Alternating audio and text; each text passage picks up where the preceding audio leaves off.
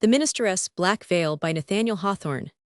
The sexton stood in the porch of Milford Meeting House, pulling lustily at the bell-rope. The old people of the village came stooping along the street. Children with bright faces tripped merrily beside their parents, or mimicked a graver gait in the conscious dignity of their Sunday clothes. Spruce bachelors looked sidelong at the pretty maidens, and fancied that the Sabbath sunshine made them prettier than on weekdays, when the throng had mostly streamed into the porch. The sexton began to toll the bell, keeping his eye on the Reverend Mr. Hooper's door. The first glimpse of the clergyman's figure was the signal for the bell to cease its summons.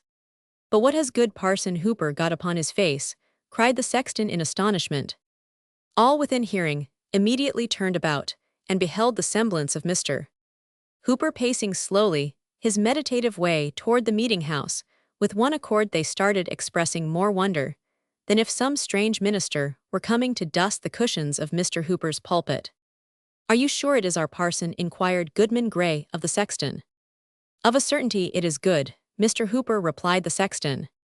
"He was to have exchanged pulpits with Parson Shute of Westbury, but Parson Shute sent to excuse himself yesterday, being to preach a funeral sermon." The cause of so much amazement may appear sufficiently slight. Mr. Hooper, a gentlemanly person of about 30, though still a bachelor, was dressed with due clerical neatness, as if a careful wife had starched his band and brushed the weekly dust from his Sunday's garb. There was but one thing remarkable in his appearance: swathed about his forehead and hanging down over his face, so low as to be shaken by his breath, Mr. Hooper had on a black veil. On a nearer view, it seemed to consist of 2 folds of crape, which entirely concealed his features, except the mouth and chin, but probably did not intercept his sight further than to give a darkened aspect to all living and inanimate things. With this gloomy shade before him, good Mr. Hooper walked onward at a slow and quiet pace, stooping somewhat, and looking on the ground as is customary with abstracted men, yet nodding kindly to those of his parishioners, who still waited on the meeting-house steps, but so wonderstruck were they that his greeting hardly met with a return. "I can't really feel as if good Mr. Hooper's face was behind that piece of crape," said the sexton. "I don't like it," muttered an old woman, as she hobbled into the meeting-house. "He has changed himself into something awful only by hiding his face." "Our parson has gone mad," cried Goodman Gray, following him across the threshold. A rumor of some unaccountable phenomenon had preceded Mr. Hooper into the meeting-house, and set all the congregation astir. Few could refrain from twisting their heads toward the door. Many stood upright and turned directly about, while several little boys clambered upon the seats and came down again with a terrible racket. There was a general bustle, rustling of the women's gowns, and shuffling of the men's feet, greatly at variance with that hushed repose which should attend the entrance of the minister. But Mr. Hooper appeared not to notice the perturbation of his people. He entered with an almost noiseless step, bent his head mildly to the pews on each side, and bowed as he passed his oldest parishioner, white-haired great-grandsire, who occupied an armchair in the center of the aisle. It was strange to observe how slowly this venerable man became conscious of something singular in the appearance of his pastor. He seemed not fully to partake of the prevailing wonder till Mr. Hooper had ascended the stairs and showed himself in the pulpit face to face with his congregation. Except for the black veil, that mysterious emblem was never once withdrawn. It shook with his measured breath as he gave out the psalm. It threw its obscurity between him and the holy page as he read the scriptures, and while he prayed the veil lay heavily on his uplifted countenance. Did he seek to hide it from the dread being whom he was addressing? Such was the effect of this simple piece of crape, that more than one woman of delicate nerves was forced to leave the meeting-house. Yet perhaps the pale-faced congregation was almost as fearful a sight to the minister as his black veil to them. Mr. Hooper had the reputation of a good preacher, but not an energetic one. He strove to win his people heavenward by mild persuasive influences, rather than to drive them thither by the thunders of the word. The sermon which he now delivered was marked by the same characteristics of style and manner as the general series of his pulpit oratory, but there was something either in the sentiment of the discourse itself or in the imagination of the auditors, which made it greatly the most powerful effort that they had ever heard from their pastor's lips. It was tinged rather more darkly than usual with the gentle gloom of Mr. Hooper's temperament. The subject had reference to secret sin, and those sad mysteries which we hide from our nearest and dearest, and would fain conceal from our own consciousness, even forgetting that the omniscient can detect them. A subtle power was breathed into his words, each member of the congregation. The most innocent girl, and the man of hardened breast, felt as if the preacher had crept upon them behind his awful veil, and discovered their hoarded iniquity of deed, or thought. Many spread their clasped hands on their bosoms. There was nothing terrible in what Mr. Hooper said, at least no violence, and yet with every tremor of his melancholy voice, the hearers quaked. An unsought pathos came hand in hand with awe so sensible, were the audience of some unwanted attribute in their minister, that they longed for a breath of wind to blow aside the veil, almost believing that a stranger's visage would be discovered, though the form, gesture, and voice were those of Mr. Hooper. At the close of the services, the people hurried out with indecorous confusion, eager to communicate their pent-up amazement, and conscious of lighter spirits. The moment they lost sight of the black veil, some gathered in little circles, huddled closely together with their mouths, all whispering in the center. Some went homeward alone, wrapped in silent meditation. Some talked loudly, and profaned the Sabbath day with ostentatious laughter.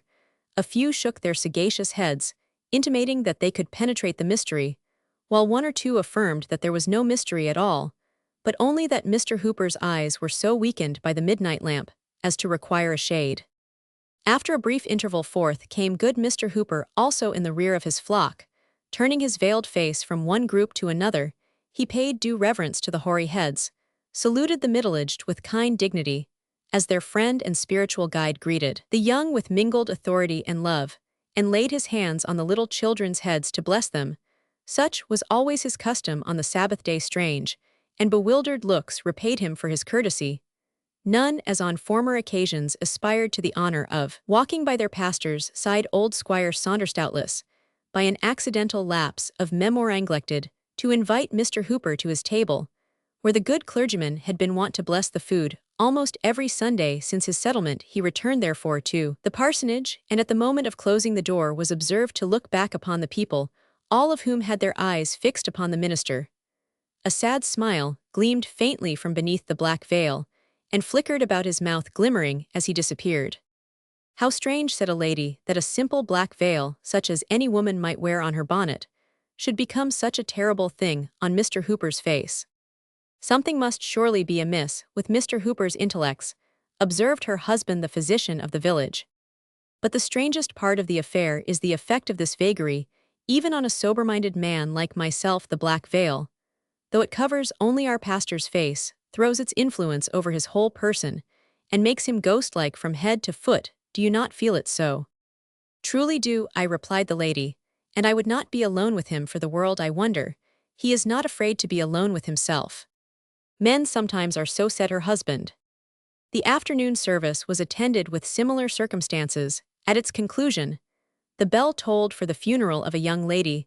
The relatives and friends were assembled in the house, and the more distant acquaintances stood about the door speaking of the good qualities of the deceased, when their talk was interrupted by the appearance of Mr. Hooper, still covered with his black veil.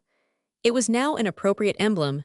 The clergyman stepped into the room where the corpse was laid, and bent over the coffin to take a last farewell of his deceased parishioner. As he stooped, the veil hung straight down from his forehead, so that if her eyelids had not been closed forever, the dead maiden might have seen his face. Could Mr. Hooper be fearful of her glance, that he so hastily caught back the black veil? A person who watched the interview between the dead and living scrupled not to affirm that at the instant when the clergyman's features were disclosed, the corpse had slightly shuddered, rustling the shroud and muslin cap, though the countenance retained the composure of death. A superstitious old woman was the only witness of this prodigy. From the coffin Mr. Hooper passed into the chamber of the mourners, and thence to the head of the staircase, to make the funeral prayer. It was a tender and heart-dissolving prayer, full of sorrow, yet so imbued with celestial hopes, that the music of a heavenly harp swept by the fingers of the dead seemed faintly to be heard among the saddest accents of the minister. The people trembled, though they but darkly understood him, when he prayed that they and himself and all of mortal race might be ready, as he trusted this young maiden had been, for the dreadful hour that should snatch the veil from their faces. The bearers went heavily forth, and the mourners followed, saddening all the street with the dead before them, and Mr. Hooper in his black veil behind. "Why do you look back?" said one in the procession to his partner. "I had a fancy," replied she that the minister and the maiden's spirit were walking hand in hand. And so had I at the same moment, said the other. That night the handsomest couple in Milford village were to be joined in wedlock, though reckoned a melancholy man. Mr. Hooper had a placid cheerfulness for such occasions, which often excited a sympathetic smile, where livelier merriment would have been thrown away. There was no quality of his disposition, which made him more beloved than this. The company at the wedding awaited his arrival, with impatience, trusting that the strange awe which had gathered over him throughout the day would now be dispelled, but such was not the result. When Mr. Hooper came, the first thing that their eyes rested on was the same horrible black veil which had added deeper gloom to the funeral, and could portend nothing but evil to the wedding. Such was its immediate effect on the guests that a cloud seemed to have rolled duskily from beneath the black crape and dimmed the light of the candles. The bridal pair stood up before the minister, but the bride's cold fingers quivered in the tremulous hand of the bridegroom, and her death-like paleness caused a whisper that the maiden who had been buried a few hours before was come from her grave to be married. If ever another wedding were so dismal, it was that famous one, where they tolled the wedding knell. After performing the ceremony, Mr. Hooper raised a glass of wine to his lips, wishing happiness to the new-married couple in a strain of mild pleasantry that ought to have brightened the features of the guests, like a cheerful gleam from the hearth. At that instant, catching a glimpse of his figure in the looking-glass, the black veil involved his own spirit in the horror with which it overwhelmed all others. His frame shuddered, his lips grew white. He spilt the untasted wine upon the carpet, and rushed forth into the darkness, for the earth too had on her black veil. The next day the whole village of Milford talked of little else than Parson Hooper's black veil, that and the mystery concealed behind it supplied a topic for discussion between acquaintances meeting in the street and good women gossiping at their open windows. It was the first item of news that the tavern-keeper told to his guests. The children babbled of it on their way to school. One imitative little imp covered his face with an old black handkerchief, thereby so affrighting his playmates that the panic seized himself, and he well-nigh lost his wits by his own waggery. It was remarkable that of all the busybodies and impertinent people in the parish, not one ventured to put the plain question to Mr. Hooper, wherefore he did this thing hitherto. Whenever there appeared the slightest call for such interference, he had never lacked advisers, nor shown himself averse to be guided by their judgment. If he erred at all, it was by so painful a degree of self-distrust that even the mildest censure would lead him to consider an indifferent action as a crime. Yet though so well acquainted with this amiable weakness, no individual among his parishioners chose to make the black veil a subject of friendly remonstrance. There was a feeling of dread, neither plainly confessed nor carefully concealed, which caused each to shift the responsibility upon another, till at length it was found expedient to send a deputation of the church in order to deal with Mr. Hooper about the mystery. Before it should grow into a scandal, never did an embassy so ill discharge its duties. The minister received them with friendly courtesy, but became silent after they were seated, leaving to his visitors the whole burden of introducing their important business. The topic, it might be supposed, was obvious enough. There was the black veil swathed round Mr. Hooper's forehead, and concealing every feature above his placid mouth, on which at times they could perceive the glimmering of a melancholy smile.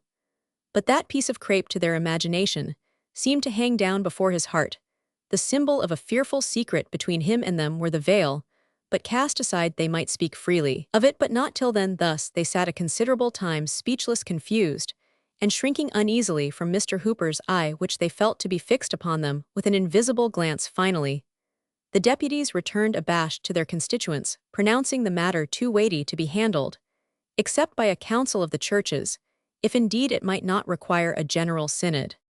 But there was one person in the village, unappalled by the awe with which the black veil had impressed all besides herself, when the deputies returned, without an explanation, or even venturing to demand one. She, with the calm energy of her character, determined to chase away the strange cloud that appeared to be settling round Mr. Hooper every moment more darkly than before. As his plighted wife, it should be her privilege to know what the black veil concealed at the minister's first visit. Therefore she entered upon the subject with a direct simplicity, which made the task easier both for him and her. After he had seated himself, she fixed her eyes steadfastly upon the veil, but could discern nothing of the dreadful gloom that had so overawed the multitude. It was but a double fold of crape, hanging down from his forehead to his mouth, and slightly stirring with his breath. "No," said she aloud and smiling, "there is nothing terrible in this piece of crape, except that it hides a face which I am always glad to look upon. Come, good sir, let the sun shine from behind the cloud. First lay aside your black veil, then tell me why you put it on." Mr. Hooper's smile glimmered faintly. "There is an hour to come," said he, "when all of us shall cast aside our veils. Take it not amiss, beloved friend, if I wear this piece of crape till then." "Your words are a mystery too," returned the young lady. "Take away the veil from them at least." "Elizabeth, I will," said he, "so far as my vow may suffer me. Know then this veil is a type and a symbol, and I am bound to wear it ever, both in light and darkness, in solitude, and before the gaze of multitudes. And as with strangers, so with my familiar friends, no mortal eye will see it withdrawn. This dismal shade must separate me from the world. Even you, Elizabeth, can never come behind it." "What grievous affliction hath befallen you," she earnestly inquired, "that you should thus darken your eyes for ever?" "If it be a sign of mourning," replied Mr. Hooper, "I perhaps, like most other mortals, have sorrows dark enough to be typified by a black veil. But what if the world will not believe that it is the type of an innocent sorrow?" urged Elizabeth. "Beloved and respected as you are, there may be whispers that you hide your face under the consciousness of secret sin. For the sake of your holy office, do away this scandal." The color rose into her cheeks as she intimated the nature of the rumors that were already abroad in the village, but Mr. Hooper's mildness did not forsake him. He even smiled again, that same sad smile, which always appeared like a faint glimmering of light, proceeding from the obscurity beneath the veil. "If I hide my face for sorrow, there is cause enough," he merely replied, "and if I cover it for secret sin, what mortal might not do the same?" And with this gentle but unconquerable obstinacy did he resist all her entreaties. At length Elizabeth sat silent for a few moments. She appeared lost in thought, considering, probably, what new methods might be tried to withdraw her lover from so dark a fantasy, which, if it had no other meaning, was perhaps a symptom of mental disease, though of a firmer character than his own. The tears rolled down her cheeks, but in an instant, as it were, a new feeling took the place of sorrow. Her eyes were fixed insensibly on the black veil, when, like a sudden twilight in the air, its terrors fell around her. She arose and stood trembling before him. "And do you feel it, then, at last?" said he mournfully. She made no reply, but covered her eyes with her hand, and turned to leave the room. He rushed forward and caught her arm. "Have patience with me, Elizabeth," cried he passionately. "Do not desert me, though this veil must be between us. Here on earth be mine, and hereafter there shall be no veil over my face, no darkness between our souls. It is but a mortal veil, it is not for eternity. Oh, you know not how lonely I am, and how frightened to be alone behind my black veil. Do not leave me in this miserable obscurity forever. Lift the veil but once and look me in the face," said she. "Never, it cannot be," replied Mr. Hooper. "Then farewell," said Elizabeth. She withdrew her arm from his grasp and slowly departed, pausing at the door to give one long shuddering gaze that seemed almost to penetrate the mystery of the black veil. But even amid his grief Mr. Hooper smiled to think that only a material emblem had separated him from happiness, though the horrors which it shadowed forth must be drawn darkly between the fondest of lovers. From that time, no attempts were made to remove Mr. Hooper's black veil, or by a direct appeal to discover the secret which it was supposed to hide by persons who claimed a superiority to popular prejudice. It was reckoned merely an eccentric whim, such as often mingles with the sober actions of men otherwise rational, and tinges them all with its own semblance of insanity. But with the multitude, good Mr. Hooper was irreparably a bugbear. He could not walk the street with any peace of mind, so conscious was he that the gentle and timid would turn aside to avoid him, and that others would make it a point of hardihood to throw themselves in his way. The impertinence of the latter class compelled him to give up his customary walk at sunset to the burial ground, for when he leaned pensively over the gate, there would always be faces behind the gravestones, peeping at his black veil. A fable went the rounds that the stare of the dead people drove him thence. It grieved him to the very depth of his kind heart to observe how the children fled from his approach, breaking up their merriest sports, while his melancholy figure was yet afar off. Their instinctive dread caused him to feel more strongly than aught else that a preternatural horror was interwoven with the threads of the black crape. In truth, his own antipathy to the veil was known to be so great that he never willingly passed before a mirror, nor stoop to drink at a still fountain lest in its peaceful bosom he should be affrighted by himself. This was what gave plausibility to the whispers that Mr. Hooper's conscience tortured him for some great crime too horrible to be entirely concealed or otherwise than so obscurely intimated thus.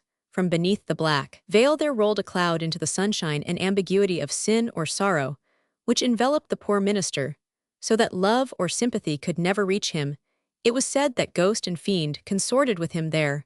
With self-shudderings and outward terrors, he walked continually in its shadow, groping darkly within his own soul, or gazing through a medium that saddened the whole world, even the lawless wind.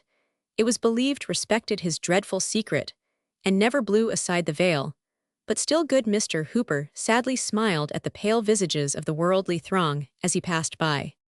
Among all its bad influences, the black veil had the one desirable effect of making its wearer a very efficient clergyman by the aid of his mysterious emblem. For there was no other apparent cause. Became a man of awful power over souls that were in agony for sin.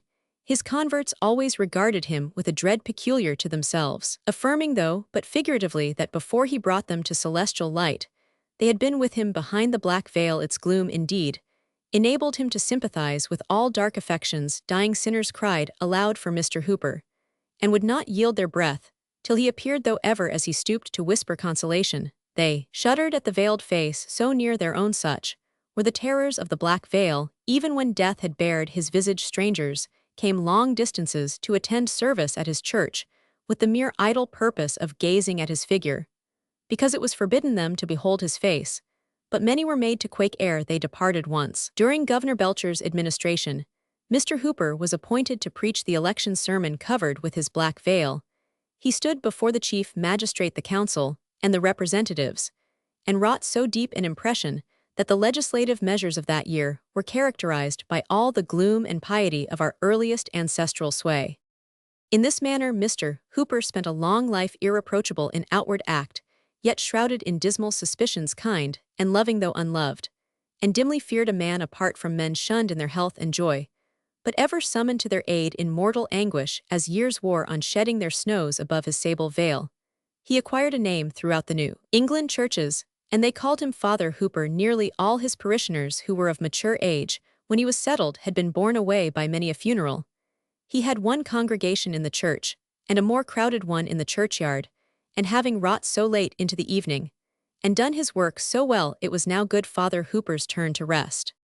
Several persons were visible by the shaded candlelight in the death chamber of the old clergyman. Natural connections he had none, but there was the decorously grave though unmoved physician, seeking only to mitigate the last pangs of the patient, whom he could not save. There were the deacons, and other eminently pious members of his church. There also was the Reverend Mr. Clark of Westbury, a young and zealous divine, who had ridden in haste to pray by the bedside of the expiring minister.